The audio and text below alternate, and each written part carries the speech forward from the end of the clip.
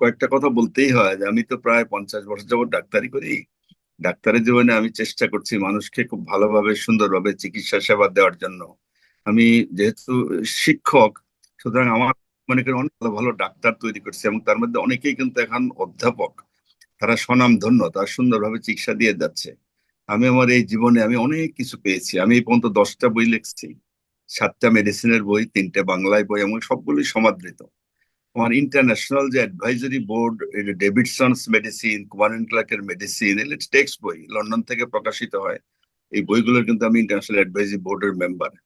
আমি এই পর্যন্ত 15টা অ্যাওয়ার্ড পাইছি, তার মধ্যে 21 পদক, Bangla academy award, Bangla academy একটা বিজ্ঞানের একটা পুরস্কার পাইছি, ইউজিসি অ্যাওয়ার্ড।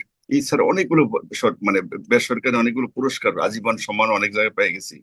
তা আমার এই সারা জীবনের সম্মানিত জীবনে শেষ বয়সে এসে আমাকে অধ্যাপক এমেরিটাস হিসেবে আমাকে নিয়োগ দেওয়া হয়। এটা একটা সম্মানিত পোস্ট, এমন আহামরি তো কোনো পোস্ট না, সম্মানিত পোস্ট। তারা এই সময় আসে আমাদের বাংলাদেশ মেডিকেল বিশ্ববিদ্যালয়ের কর্তৃপক্ষ তারা কেন এটা বাতিল করলো, এটা আমার বোধগম্য না। আমি মনে করি আমার প্রতি এটা একটা অন্যায় আচরণ করা হয়েছে, অন্যায় ভাবে এটা করা হয়েছে। এটা সম্পূর্ণ অযৌক্তিক, এটা তো সম্মানিত পোস্ট। শুধু তাই না, আমাকে তারা একটা সম্মান দিচ্ছে, খুব যে বেশি পয়সা দিচ্ছে তা কিন্তু না। মাত্র 2 বছরে কত, আমার 10-15 হাজার টাকাও হবে না, এইটা ফেরত চাইছে।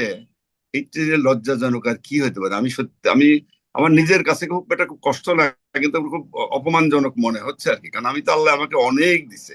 আল্লাহ তাআলার কাছে আমি হাজার শুকর করে আমি কোনোদিন শেষ করতে পারবো না। এই শুকরের মাঝে, এই অর্জনের মাঝে তারা কেন এই কাজটা করলো, এটা আমি কোনো যুক্তি খুঁজে পাই না। আমি মনে করি সম্পূর্ণ অন্যায়, অযৌক্তিক। তারা যা করছে কিচ্ছু যায় আসে না আমার। আমি আমার যে পজিশন আমার ওইরকমই থাকবে। আল্লাহ আমাকে অনেক সম্মান দিয়েছেন। তারা আমি মনে করি নিজেরা এটা বাতিল করে, যে এই যে আমার আজীবন সম্মাননা বাতিল করে তারা কি অর্জন করবে সেটা তারাই জানে আর কি। জি। এটি কাছে আমার আর কোনো কিছু বলার নাই। আমার অনেক ছাত্র আছে, আমার অনেক রুগী আছে, আমার অনেক শুভাকাঙ্ক্ষী আছে।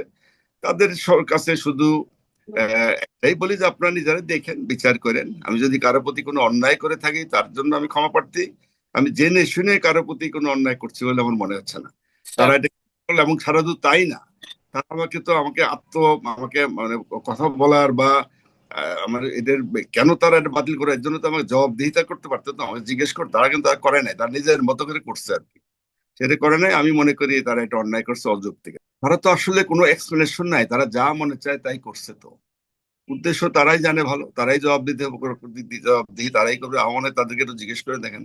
তারা তো আমার কাছে কোনো জবাবদিহিতা চায় নাই, কেন তারা বাতিল করে বলবে তো। তারা বললে এটা অবৈধ হয়ে গেল। অবৈধ হয়ে কিভাবে হলো?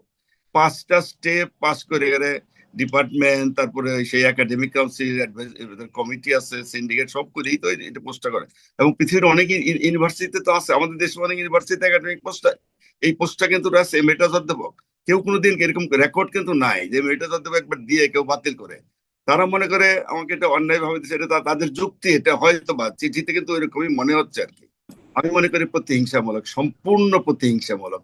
এবং কোন, এটা অত্যন্ত লজ্জাজনক। আমাকে কয় টাকা দিছে, কোটি কোটি টাকা খাওয়াইছে আমারে, কয়েক হাজার টাকাও না, এই টাকাও ফেরত চাইছে। মনে হয় যে আমি কি চুরি করছি, এই টাকা ফেরত দিতে হবে কেন, ফেরত দিতে হবে কেন? টাকাও চাইছে। এটা কয় টাকা লাগে, কয় টাকা এটা? আমি তো মনে করি এটা সম্পূর্ণ অযৌক্তিক।